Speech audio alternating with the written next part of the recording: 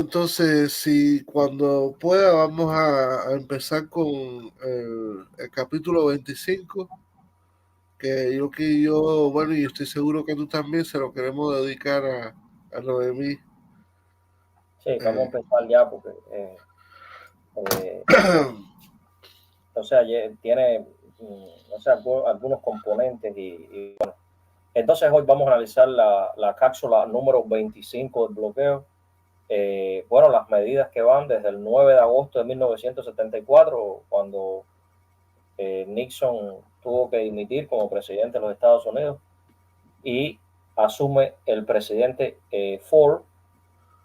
Hasta el 20 de enero de 1977, Ford está poco tiempo en la oficina oval.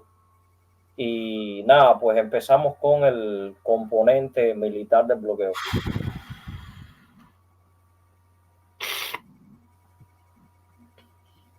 Que Michael va a abordar. Okay. Noviembre de 1974. La bomba en los locales de las líneas aéreas Eastern Steamship Lines de Bahamas. Diciembre de 1974. La bomba en la naviera de Bahamas Lines. Enero de 1975. La bomba contra un avión cubano en Kingston, Jamaica. Junio de 1975. El asesinato de un técnico de la flota pesquera cubana en Puerto Chimbote, Perú. Noviembre de 1975. La bomba contra empresa venezolana de turismo en relaciones con Cuba. Enero de 1976. El incendio en el almacén de la flota pesquera cubana en Puerto Chimbote, el Perú. Febrero de 1976. El ataque contra un banco soviético en las Bahamas. Abril de 1976. El hundimiento del ferrocemento 119 y daños al 123 y asesinato del pescador Bienvenido Maurice Díaz. Julio y agosto de 1976. Las bombas en el compartimiento de equipaje de Cubana de Aviación en el aeropuerto de Kingston, Jamaica, contra oficinas de esa empresa en Barbados y contra la British West Indies de Barbados por dar servicios a la línea cubana y en contra de las oficinas de Air Panama en Colombia, contra las oficinas de Cubana de Aviación en Panamá y el aeropuerto de Tocumen. 6 de octubre de 1976. La voladura en pleno vuelo de la nave de aquella compañía que recién despegaba del aeropuerto de Barbados y que provocó la muerte de 73 personas, 74 con la criatura que estaba por nacer, la totalidad de pasajeros y tripulantes del aparato, lo que se califica por Méndez como el preludio de la etapa final de la guerra por los caminos del mundo. Sí, esto está en el libro Salvar al Mundo del Terrorismo de José Luis Méndez Méndez. La editora política La Habana, fue publicado en el 2003. Continúa. Fue un mensaje contra clientes potenciales de la empresa cubana de aviación y en general a todos aquellos interesados en visitar a Cuba o iniciar relaciones de cualquier naturaleza con la misma. Sí, bueno, esto viola un conjunto de disposiciones del Convenio de Chicago de la Organización de Aviación Civil Internacional, OASI. Esto es más conocido como el Convenio de Montreal, del cual ese país es signatario, ya que constituye un acto de terrorismo aéreo. O sea, esto es terrorismo aéreo. Además de eso, bueno, las otras acciones que Michael mencionó constituye, o sea, un acto de guerra, constituye un acto de guerra. Eso hace que el bloqueo califique como acto de guerra, lo cual vimos en la cápsula número 2 del bloqueo. No sé si recuerdan. Y mencionamos la convención esta, o sea, la Conferencia Naval de Londres de 1909. O sea, el gobierno de Estados Unidos viola el derecho internacional, pues mantener la paz y la seguridad internacional es el primero de los propósitos de las Naciones Unidas expresado en su Carta Fundacional, artículo 1, punto 1. Atendiendo, bueno, a todos estos actos, el bloqueo es un acto de guerra en conformidad con la Declaración relativa al derecho de la guerra marítima y como principio de derecho internacional adoptada por la Conferencia Naval de Londres, como yo les decía, en 1909, y que por tanto no se reconoce un bloqueo en situaciones de paz y que nosotros sepamos, no hay una guerra declarada en estos términos por parte del gobierno de los Estados Unidos. Finalmente, o sea, los propios Estados Unidos en el año 1900, o sea, quiero decir que en el año 1916, para que vean la contradicción, Estados Unidos responde a Francia sobre este tema, lo cual es muy interesante. Estamos hablando de la Primera Guerra Mundial y le dicen textualmente, cito, los Estados Unidos no reconocen a ninguna potencia extranjera el derecho de poner obstáculos al ejercicio de los derechos comerciales de los países no interesados. Cuando aquello todavía Estados Unidos no había entrado en la Primera Guerra Mundial, era un país neutral, supuestamente, ¿no? Claro. Pero le dijeron esto, o sea, no interesados, recurriendo al bloqueo cuando no existe estado de guerra. Fin de la cita. Es decir, que aquí se están contradiciendo con lo que hacen. Michael, continúa. Los antecedentes. Sí, ahora vamos a hablar de varios componentes incluidos. O sea, aquí está el componente económico, el componente comercial, el componente financiero. O sea, todos esos componentes van a estar junto con los viajes. Y entonces Michael va a empezar con los antecedentes de estas medidas que son muy diversas, o sea, incluyen todos estos componentes. Como resultado de la correlación internacional de fuerzas existente entre 1974 y 1975, se adoptan medidas transitorias de ajuste del bloqueo contra Cuba. Las causas que motivaron esta actitud momentánea de la administración norteamericana estaban relacionadas, por una parte, con lo que estaba pasando en Cuba. La economía cubana se consolidaba, se desarrollaban rápidamente relaciones económicas comerciales con el antiguo campo socialista. Cuba desarrollaba un comercio importante con países europeos aliados de Estados Unidos, con Canadá, con México, y por otra parte ya era evidente la derrota de los esfuerzos norteamericanos por aislar política y diplomáticamente a nuestro país a partir de la actitud de países caribeños de restablecer relaciones diplomáticas con Cuba, así como de otros países latinoamericanos que se consuma en el año 1975, cuando la propia OEA decide que cada país es libre de establecer relaciones diplomáticas y comerciales con nuestro país. Esto, por supuesto, a pesar de los esfuerzos de Estados Unidos porque no se aprobara esta medida. O sea, el contexto internacional cambiaba sensiblemente. Debemos recordar, además, que durante esta época Estados Unidos se vio forzado a emprender un proceso de cierta distensión con el campo socialista. Claro, bueno, en los reducidos momentos en que Estados Unidos se planteó acercarse a Cuba, como es este caso, por todas las circunstancias que Michael estaba leyendo, con vistas a explorar la posibilidad de una normalización de las relaciones, esa normalización fue siempre entendida Fíjense que esto no es solo en la administración de Obama, o sea, siempre que esto se empezó a realizar, siempre fue entendida desde la dominación. Es importante decir eso.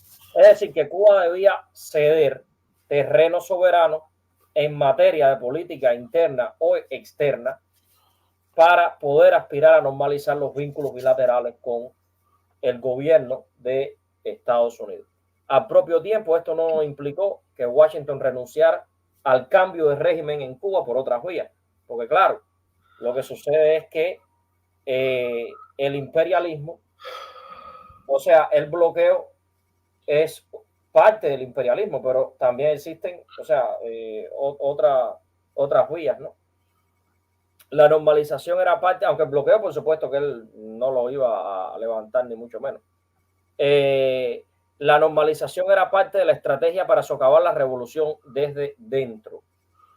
Pero el cambio en la manera de enfocar la política ya era significativo, pues el resto de las administraciones no se habían apartado de la lógica de que había que cambiar primero el régimen para luego considerar la normalización. O sea, aquí es donde se produce la diferencia, ¿no? O sea, aquí Ford está pensando en considerar primero la normalización, está considerando, no quiere decir de que lo iba a hacer, lo lleve a cabo, quiere decir lo lleve a, pero está considerando primero la normalización y entonces cambiar el régimen desde dentro, ¿no? Y no como o sea, ocurría antes de Ford, que era, no vamos a hacer nada hasta que no primero cambiemos el régimen, o sea, cambio el régimen primero. Entonces, bueno, estas son las diferencias. Michael va a continuar con las prohibiciones de, o sea, con el texto de estas prohibiciones, de estas medidas. Continúa, Michael. 1. Durante la administración Ford se destacaron la revisión de las regulaciones de control sobre activos cubanos para establecer la política de aprobación de licencias. Se autorizó el envío de remesas a familiares en Cuba por valor de $500 trimestrales, más otros $500 para fines de inmigración. Se autorizó a Cubana de Aviación a sobrevolar el territorio estadounidense. Esto está el 14 de agosto de 1974, 39, Registro Federal, Federal Register, 29182, 29183, sección 515.545, 515.552, 515.556, agosto 14 de 1974. Hay que ver las enmiendas que ya fueron tratadas en la cápsula anterior, en la cápsula 24, ¿no?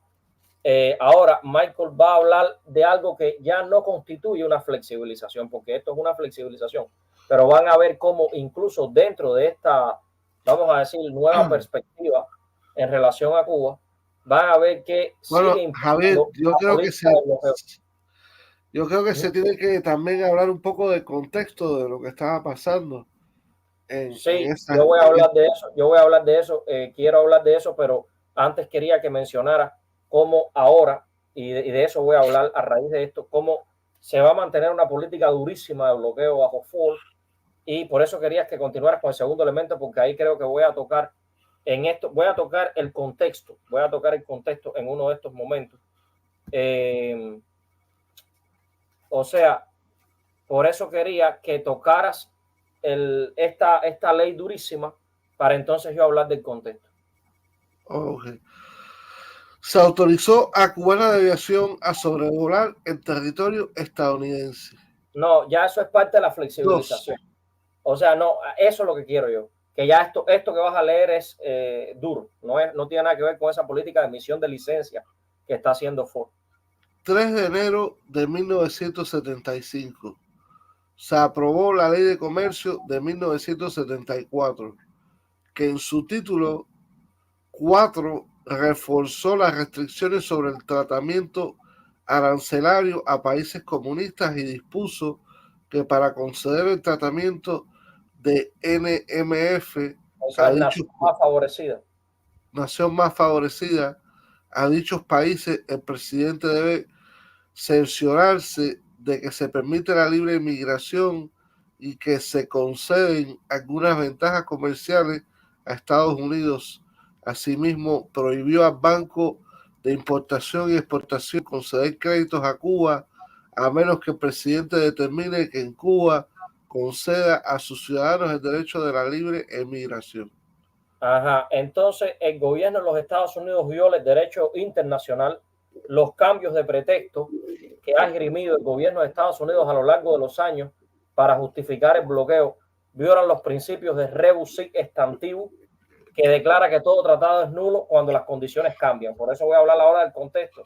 ¿Dónde es que cambian las condiciones? Sin embargo, este hombre está aprobando una ley de comercio que no es la ley de comercio con el enemigo, es una ley de comercio durísima, entre ellos, o sea, entre estas condiciones que cambian, entre estos, primero, bueno, los peligros de Cuba, primero decían que eran los peligros de Cuba para la seguridad estadounidense y hemisférica por la importación de una ideología ajena al hemisferio occidental y su relación con la URSS y China. Pero el problema es que el 28 de julio de 1975, la octava resolución de la OEA, que era la que invocaba la emergencia hemisférica y la emergencia nacional, o sea, usaba el concepto de defensa subjetiva, se recuerdan el 30 de enero de 1962, para excluir a Cuba de la OEA, que fue una de las bases en que se basó, una de las bases, perdón, en que se fundamentó la orden 3447 del bloqueo, donde se oficializó. Pues nada, aquí la están dejando sin efecto. O sea, están diciendo que ya ese no va a ser el pretexto. La Organización de Estados Americanos votó para terminar las sanciones económicas y políticas contra Cuba. Esto abrió la vía para que cada nación miembro decidiera si tener relaciones diplomáticas con Cuba, tener relaciones comerciales con Cuba. Recuerden que no solo estos países, excepto Canadá y México, no solo estos países del continente habían roto las relaciones no solo diplomáticas y consulares con Cuba, habían roto también las relaciones comerciales. Y decían que, bueno, ahora podía ser restablecida. O sea, bueno, ya algunos países habían visto cómo se movía vamos a decir, el ambiente político y ya habían establecido algunas de estas relaciones. Fue dejado sin efecto los dos fundamentos, la seguridad, defensa hemisférica y la seguridad sobre lo que se erigió aquella octava resolución de la OEA. Estos son que era incompatible con los principios objetivos del sistema interamericano ser marxista-leninista. Eso se fue abajo. Y segundo, otro gran absurdo, que Cuba era parte de la campaña y la ofensiva subversiva chino-soviética. Esta decisión hace legítima la vigencia de la oficialización del bloqueo, como yo les decía, y todas las medidas posteriores que tomaban a la octava consulta de la OEA como precedente jurídico. Bueno, debieran haber sido consecuentes, y todas las medidas que se hubiesen hecho con este pretexto como base debieron haber sido también levantadas, como lo fue la octava resolución de la OEA, que fue dejada sin efecto. ¿Qué hacen entonces? Bueno, pues ahora usan otro pretexto. Ahora dicen, bueno, ahora el pretexto es el ejemplo de Cuba de una insurrección en América Latina y África. Y voy a hablar de eso ahora. África fue, como muy bien lo explican los autores Elías Ramírez y Esteban Morales en su libro, cito el título, de la confrontación a los intentos de normalización. Eso fue como dicen ellos, el escollo insuperable, está entrecomillado, que impidió la normalización entre Estados Unidos y Cuba. Las negociaciones iban avanzando en 1975, cuando las tropas cubanas llegaron a Angola, desafiando a la Unión Soviética, que estaba en contra, en ese momento desafiando a Sudáfrica, que había invadido Angola y cuyas tropas se estaban acercando a Luanda, y desafiando a Estados Unidos, que estaba en impúdico contubernio con Pretoria. Fidel decidió intervenir porque sabía que la victoria del eje del mal, o sea, Washington, Pretoria, hubiera significado la victoria del apartheid, el reforzamiento del dominio blanco sobre los pueblos de África Austral. 15 años más tarde, en un poco usual arranque de honestidad, el mismísimo Henry Kissinger, secretario de Estado de Estados Unidos en 1975, reconoció en el último volumen de sus memorias que Cuba había actuado por su propia iniciativa, planteándole a la URSS un hecho consumado.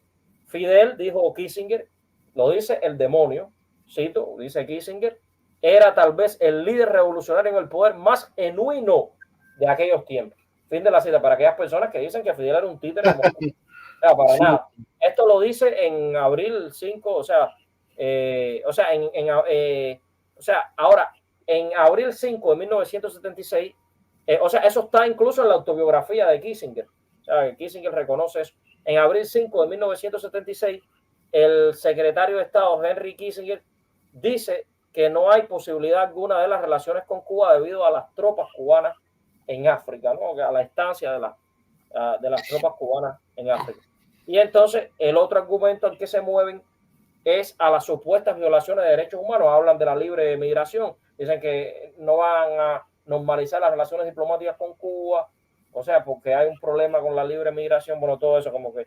Entonces, en noviembre 15 de 1975, en Washington, el representante John B. Brenaux y senador G. Bennett Johnson Jr., demócratas por Luisiana, dicen que está en el interés de Luisiana que se le permita venderle arroz a Cuba.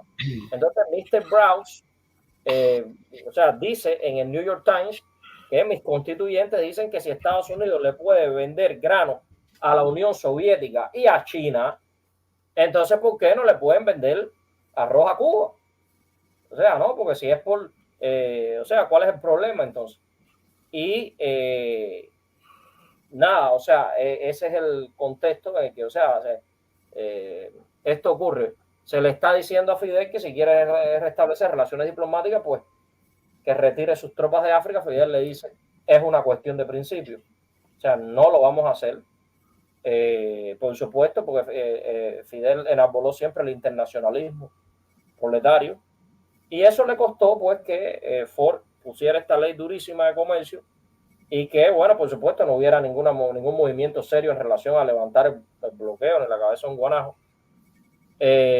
Sigue con el próximo elemento. Quería recordar, Javier, que el presidente Gerald Ford no fue elegido a la presidencia por elecciones, sino que él hereda la presidencia después de la renuncia del presidente Kennedy, que fue por el escándalo de Watergate, cuando el presidente Nixon es descubierto en unas grabaciones de la Casa Blanca que él envió a unos ladrones a que espiaran, entraran y espiaran en el edificio del Comité Democrático Nacional, o sea, el Comité Nacional del Partido Demócrata, que estaba en el edificio Watergate, en el famoso escándalo Watergate.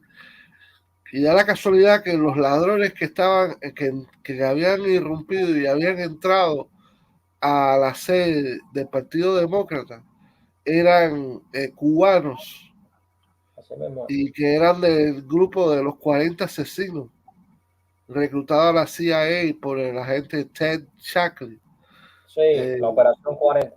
De la Operación 40. Y por eso es que este es el contexto de la presidencia de Ford. O sea que él entra después de un escándalo inmenso que derrumba la presidencia de Nixon, donde él tiene que salir antes de que lo hicieran el enjuiciamiento, el impeachment, y él renuncia y entra Ford, y eso es como que ablanda a la posición de Washington en ese momento por esa situación de escándalo global que fue captado en las cámaras del mundo entero. Sí, y era lo que yo te estaba hablando también de cómo se estaban en marco internacional, cómo se estaban dando las relaciones, ¿no? Lo que estábamos hablando. Del África. Estábamos hablando de, o sea, cómo pasa, o sea, hay países que, o sea, en Europa. Me gustó como mencionaste que en el memorial de Kissinger, él dijo que Fidel era el más sincero, el más auténtico de los líderes revolucionarios, que yo pienso que es 100% verdad. Claro, porque el valor aquí en este caso de una declaración como la de Kissinger es alto en el sentido, no porque yo crea en Kissinger, en la cabeza de un guanado. Kissinger era un genocida, un mentiroso y un asesino. Pero ¿qué pasa? Cuando precisamente esa declaración no viene de alguien que es afín a tu ideología, ni viene de alguien que es una persona decente, sino que viene de alguien que te quiere destruir. O sea, es como que tú vayas a un juicio y la parte acusatoria, o sea, el que te está acusando, el que te quiere destruir, diga, coño, se para y diga, pero Michael es una persona, o sea, y empieza a reconocer tus méritos. O sea, eso tiene un gran valor en ese sentido. O sea, no es que yo crea, porque mucha gente manipula a veces, no es que yo crea lo que diga Kissinger, a mí no me interesa lo que dice. Lo que pasa es que en este caso, siendo Kissinger un enemigo de la revolución cubana, tiene más peso esas palabras. Claro, cuando él dice eso es porque, o sea, hay algo grande ahí. Porque, o sea, él mismo está reconociendo que Fidel es un líder genuino. O sea, el mismo enemigo lo está reconociendo, ¿no? O sea, que ahí está la parte interesante de todo esto. Entonces, si continúa con el elemento número 3.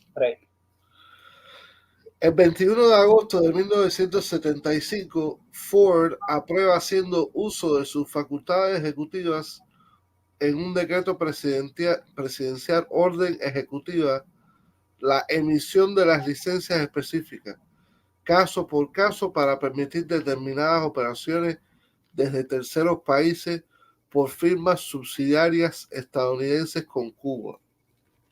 Hay que recordar que nosotros en la cápsula número 10 habíamos hablado de que el problema que existía con el comercio con subsidiarias, porque hay que recordar que desde ahí ya están amenazando con el memorando del señor Godwin a que se haga esto. Y precisamente esto se llega a hacer. Se llega a hacer ya con las regulaciones del 8 de julio de 1963, con las regulaciones del control de los activos cubanos, se empieza a prohibir. Bueno, claro, primero se ensaya en Ottawa, con aquella subsidiaria que tenía Estados Unidos en Canadá, primero se hace allí, pero bueno, ya como tal, ya como un reglamento ya que se va a cumplir, se hace a partir del 8 de julio de 1963.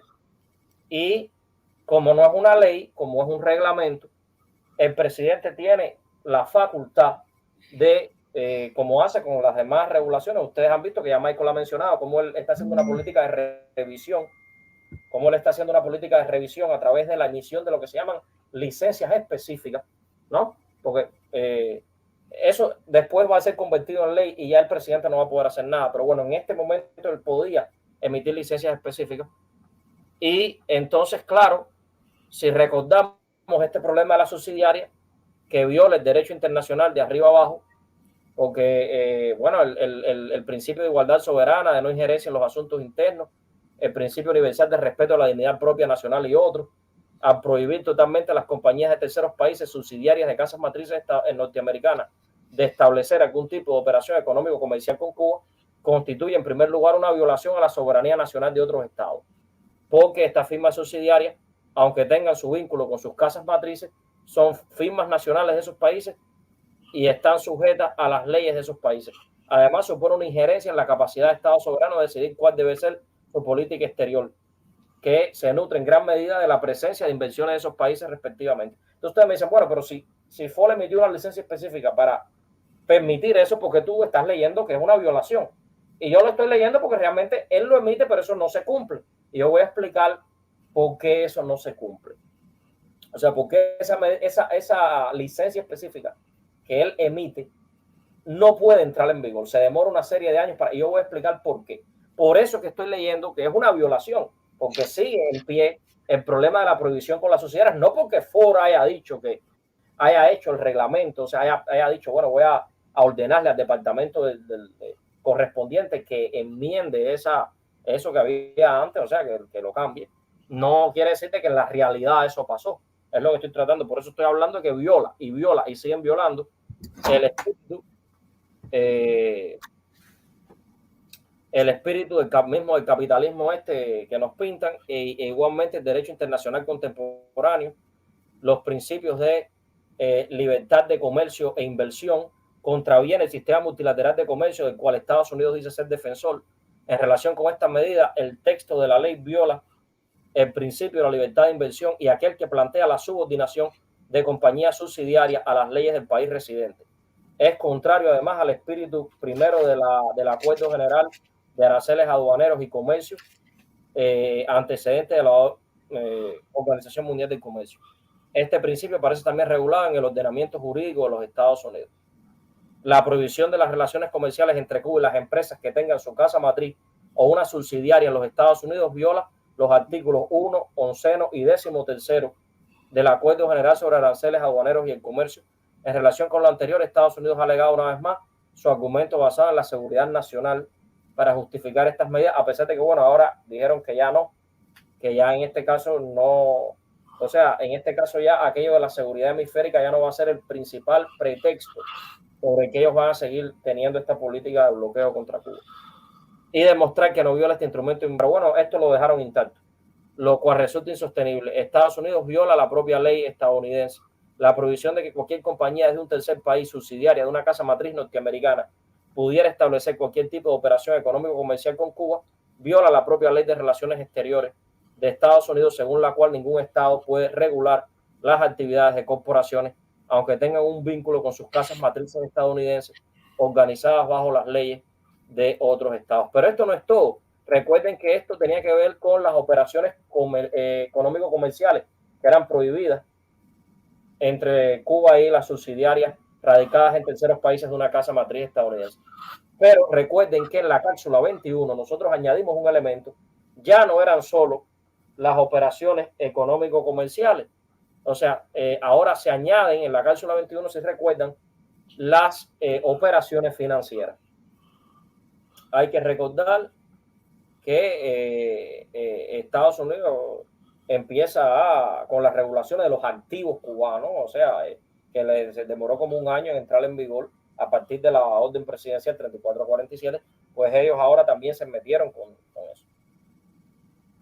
Y entonces, bueno, Michael sigue leyendo. Vamos a desmenuzar este punto que es muy importante porque Cuba ha perdido mucho dinero por esta prohibición del comercio con la subsidiaria. O sea, entonces nada, Michael acaba de leer que en el 75 fue cuando Ford emite esta licencia específica. Ahora Michael sigue desarrollando este tema. ¿Qué pasa el 21 de agosto de 1975?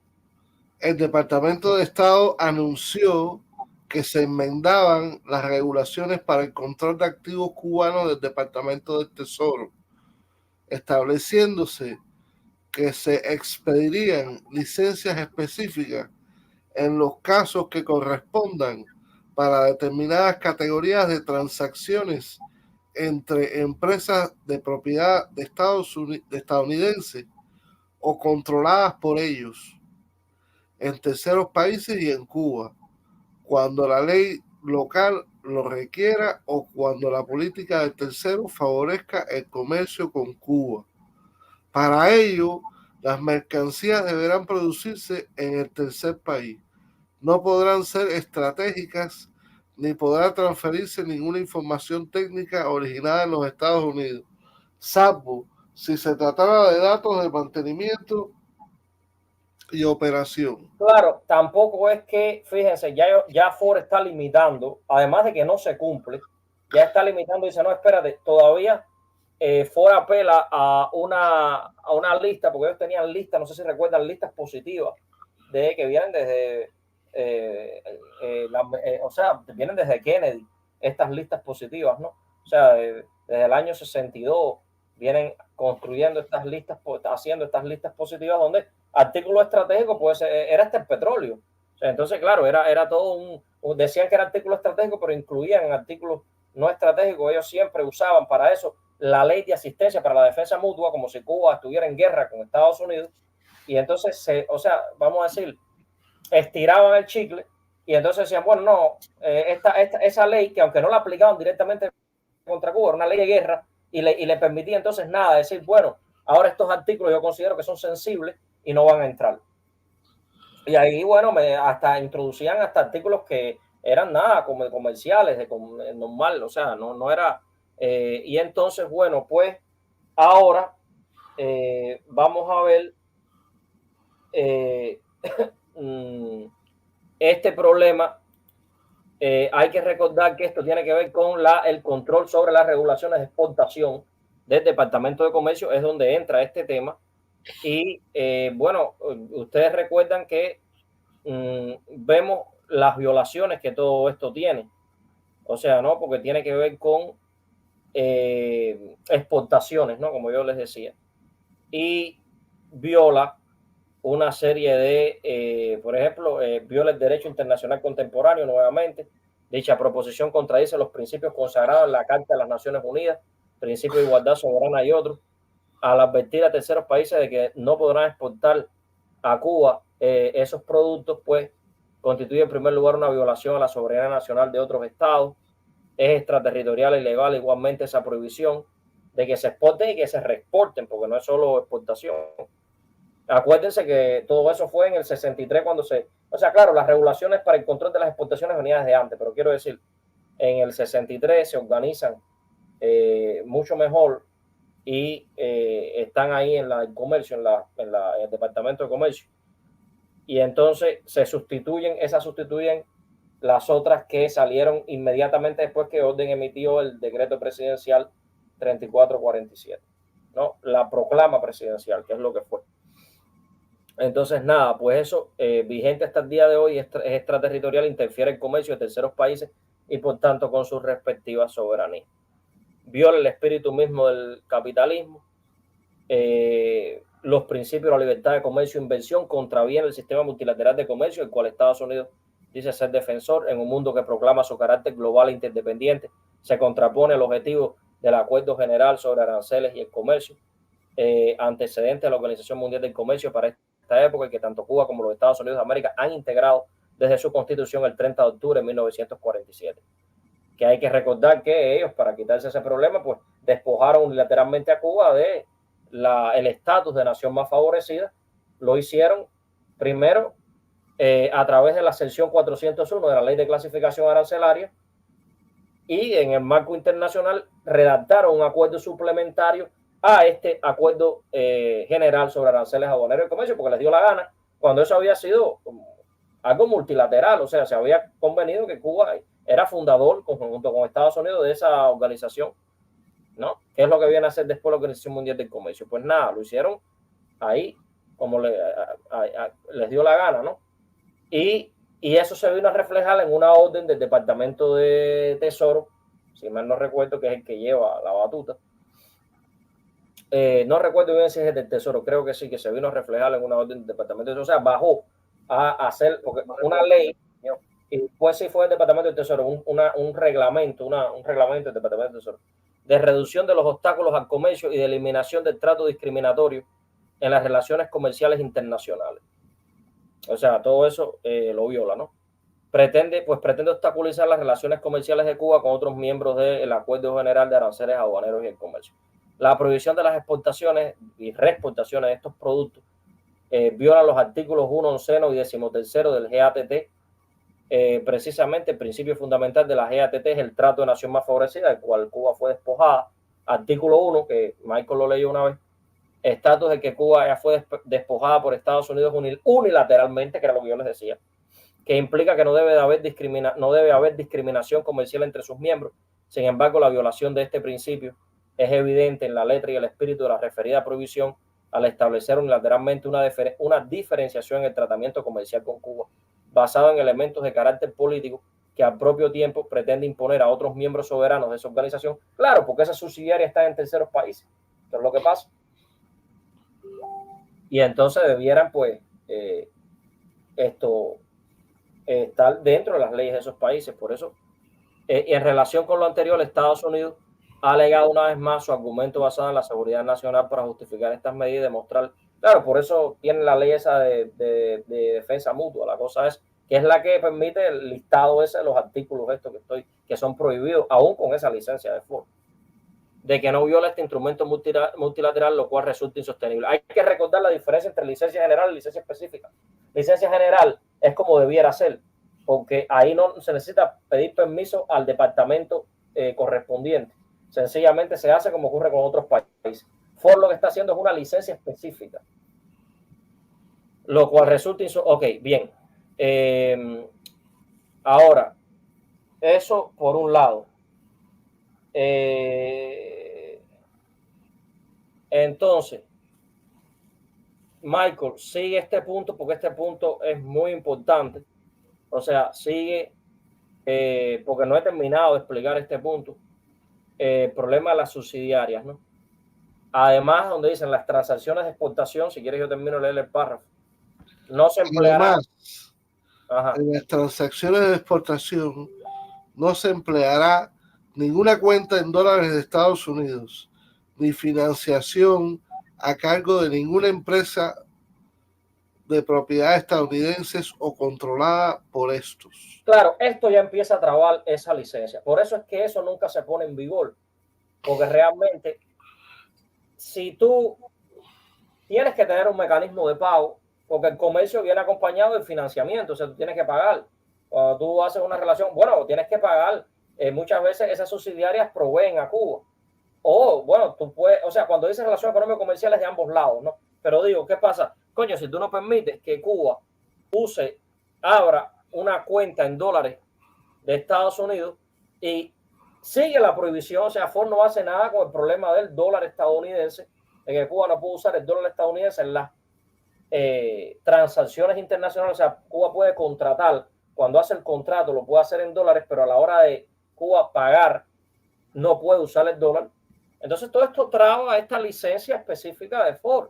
O sea, el problema no solo del dólar, el problema de la financiación, porque todo el comercio se hace desde hace mucho tiempo, se hace con crédito, ¿no? Entonces Ford no está haciendo nada en relación al dólar, no está haciendo nada en relación a la financiación, o sea, a los créditos. Bueno, ya vimos cómo en la ley de comercio en 1974 Ford está diciendo que el Banco de Importación y Exportación de los Estados Unidos le va a negar el crédito a todos los países comunistas, incluyendo a Cuba, ¿no? Entonces, claro, sigue leyendo. Bueno, sigo leyendo yo. Ni financiación a cargo de ninguna empresa propiedad estadounidense o controlada por esto, excepto en el caso de financiación normal a corto plazo, dice él. Ahora, yo después voy a hablar de otras trabas de esto. En adición, los directores estadounidenses no podrán comerciar con Cuba, aun cuando la empresa subsidiaria tenga la libertad de hacerlo. Entonces, ahora, vamos a decir, porque acuérdense que en la junta directiva pueden haber estadounidenses. Ahora, en tanto, bueno, sigue leyendo, Michael, porque vamos a ir desarrollando este tema. Okay. En tanto que aún se requería una licencia del Departamento de Comercio para los rubros con partes o componentes de origen estadounidense. Claro, esa es otra traba. Permítame desarrollar eso. Además de las dos trabas que ya abordamos, bueno, además de las diversas trabas, porque no son solo dos. Estamos hablando del problema de la lista. Todavía tienen las listas esas positivas, que son listas negras de artículos estratégicos que no pueden ir a Cuba. Además del problema del dólar, que no lo pueden usar. Además del problema de la financiación, ¿no? Que dice que no puede ser a cargo de ninguna empresa de propiedad estadounidense o controlada por excepto en caso de financiación normal a corto plazo. ¿Qué diablo es eso? Eso no se hace así. Entonces, además de todo eso, ahora Ford tampoco va a quitar. Por eso digo, Ford no hace nada. El problema de que no pueden ser exportados a Cuba ni reportados ningún producto que tenga componente, un 10% de patente estadounidense, o de materia prima estadounidense, o de patente o de licencia tecnológica estadounidense. Hay patentes estadounidenses que son vigentes por 17 años, ¿no? Entonces, todo esto está trabando, porque si Ford no va a levantar nada de eso, el problema es 10%, que es un tema que viene desde la cápsula 21. Yo no sé si ustedes recuerdan que desde las regulaciones para el control, claro, esto tiene que ver con el Departamento de Comercio, porque hay que ver que, fíjense que aquí se está hablando de licencia del Departamento de Comercio, hay que pedirle permiso, estamos iguales, el cuartico sigue igualito, hay que pedirle permiso al Departamento de Comercio, por eso es licencia específica versus licencia general, que es como debiera ser, y por supuesto que el Departamento de Comercio lo va a negar, como siempre lo ha hecho. Entonces, pues el cuartico queda igualito. O sea, el asunto que viene desde la cápsula 10, el problema de los componentes, perdón, 10 no, disculpen, 21, desde la cláusula 21, del 10%, que eso lo analizamos allí. Esto está en la cronología. No, espérate. Entonces, voy a seguir leyendo. Todo comercio entre subsidiarias estadounidenses en el extranjero y Cuba pudiera proceder con solo una licencia del Departamento del Tesoro. Sí, pero no hace nada con eso porque hay que pedirle permisos del comercio, porque está esta traba también. Entonces, esto está en la cronología de Donald Rich en sitio Cuba versus bloqueo del MinRex, que a su vez lo tomó de Morris Morley, Cuba versus bloqueo. Continúa leyendo, Michael, porque no hemos terminado con esto tiene su cosa. Este tema tiene su cosa y es muy importante porque yo le dije que esto era una constante, el problema del comercio con subsidiaria, que lo vamos a tener hasta que se hace ley, la ley Torricelli, que ahí si el presidente no puede hacer nada. Ni a través de licencias específicas puede permitir el comercio de bienes. O sea, ninguna operación, ni económico-comercial, ni financiera. Bueno, ya de servicio, depende del servicio que sea. Quizás el presidente pueda hacer algo. Eso lo vamos a ver después. Bueno, aquí faltan muchas cláusulas todavía. Sigue leyendo, Michael. 8 de octubre de 1975. Las regulaciones para el control de activos cubanos del Departamento del Tesoro se enmendaron para establecer la política de aprobación de licencias para las transacciones de exportación. Que fueron muy pocas. Eso prácticamente fue muy, o sea, eso casi no es nada. Sí. Importación entre firmas de propiedad de o controlada por Estados Unidos y Cuba, sujeta a ciertas condiciones. Se transfirió la responsabilidad de cumplimiento de los distintos funcionarios y directores de las filiales con sede en el exterior para las propias filiales. Se revocaron las secciones 515, 412 y 515, 541. Sí, pues 515 es el apartado. Acuérdense, 515 es el apartado. 515.412 y 515.541. Se añadió la sección 515.559. Registro Federal, volumen 40, número 196, octubre 8, 197. No hubo, esta parte la voy a explicar yo ahora. Sin embargo, ningún tipo de comercio con dicha subsidiaria en la administración Ford. Tampoco lo hubo. Bueno, no voy a seguir hablando porque ya después lo veremos en cártel. Ahora en esta administración de la que estamos hablando, no hubo ese comercio.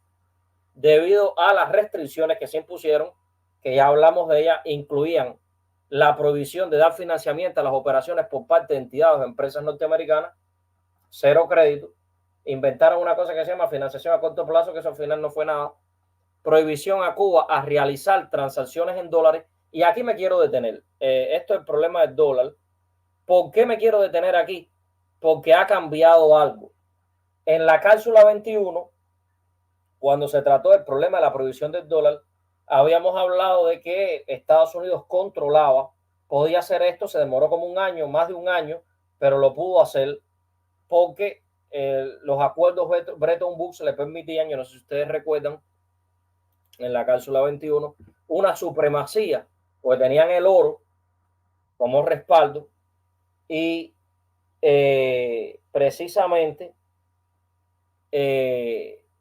nada, pues como ellos tenían las mayores reservas de oro, pues nada, les permitía hacer y deshacer con las instituciones financieras internacionales, o sea, tenían prácticamente el control, el control del mundo occidental.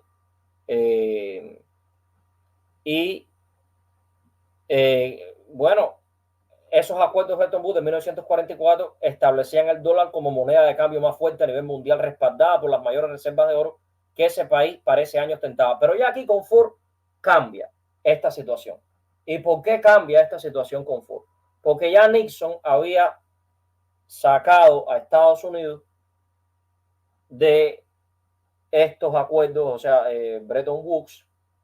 Ya el dólar no estaba apoyado estaba respaldado por el oro, Pero entonces ustedes dicen, bueno, pero si es así, ¿cómo es que Estados Unidos puede seguir ejerciendo esa fuerza, o sea, esa presión sobre otros países para que acaten este problema de que Cuba no puede usar el dólar? Porque ya aquí se discutió el documento, Michael ya lo discutió en la cápsula 21, fundamentos de la dolarización. Estados Unidos está violando los mecanismos financieros internacionales, Estados Unidos. El hecho de que el dólar sea la moneda de Estados Unidos no quiere decir de que un país tenga que pedirle permiso a Estados Unidos para hacerle el dólar. Eso no existe. Estados Unidos está violando todo esto. Pero ¿cómo es que lo puede hacer ahora? O sea, es la pregunta, ¿no? ¿Cómo es que Estados Unidos puede hacer esto ahora?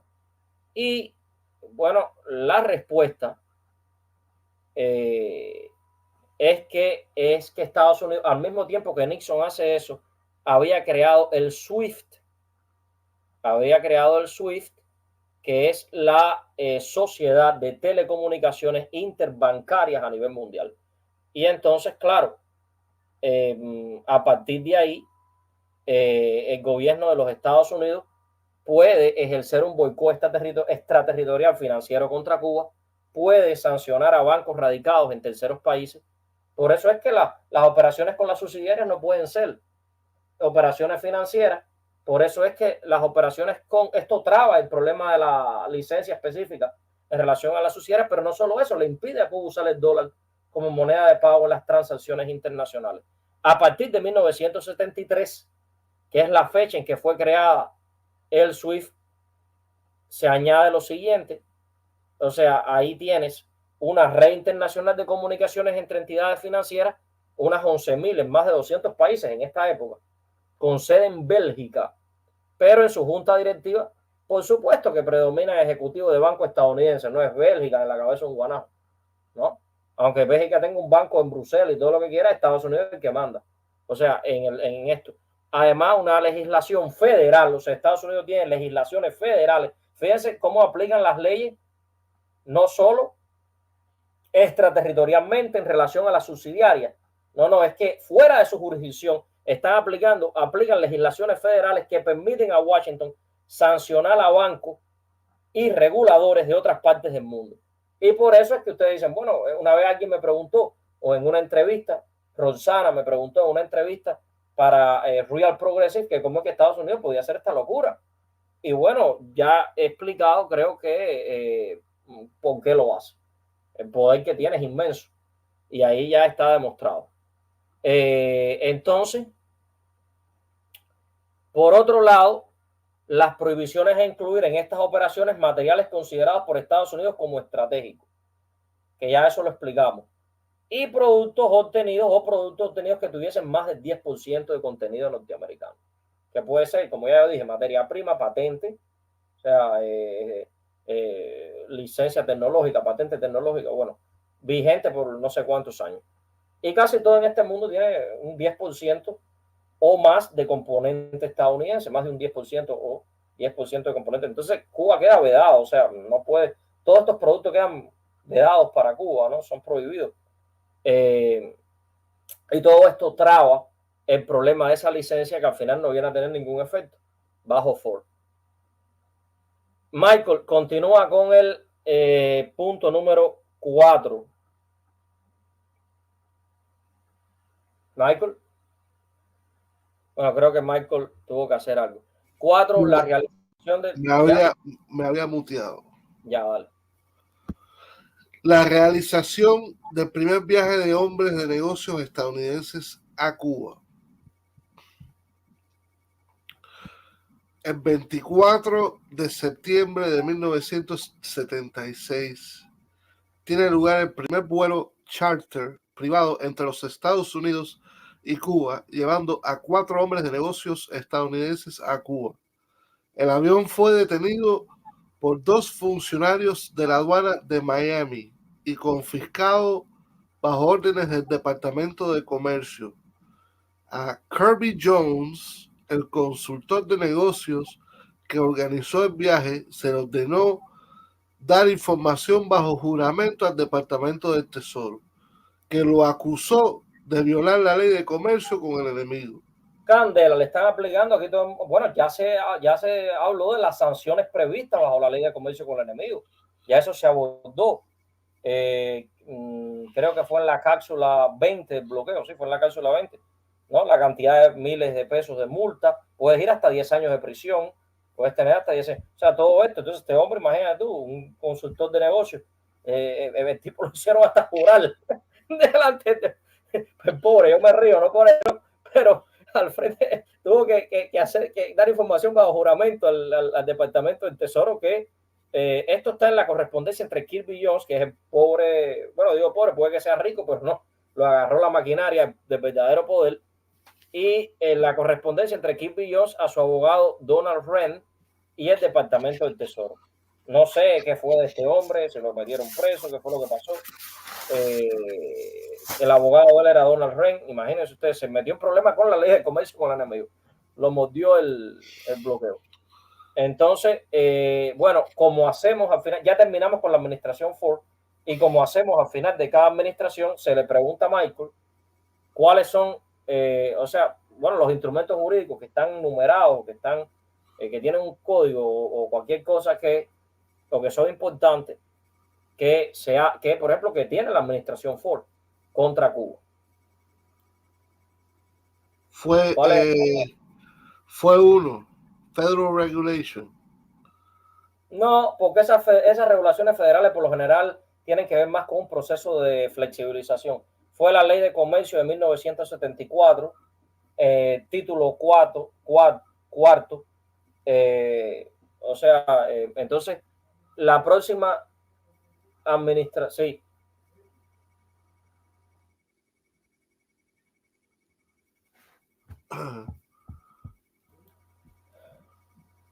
La próxima cápsula va a ser sobre la administración Carter, el bloqueo bajo Carter. Ya mi padre quiere que tumbe esto, o sea, me vaya. Y bueno, entonces nada. Bueno, este ha sido el Bloqueo Desnudo, capítulo 25. Muchas gracias, Javier, por venir y estar con nosotros. Que tengas una muy buenas noches y nos vemos el fin de semana que viene en el Bloqueo Desnudo, capítulo 26, ¿no?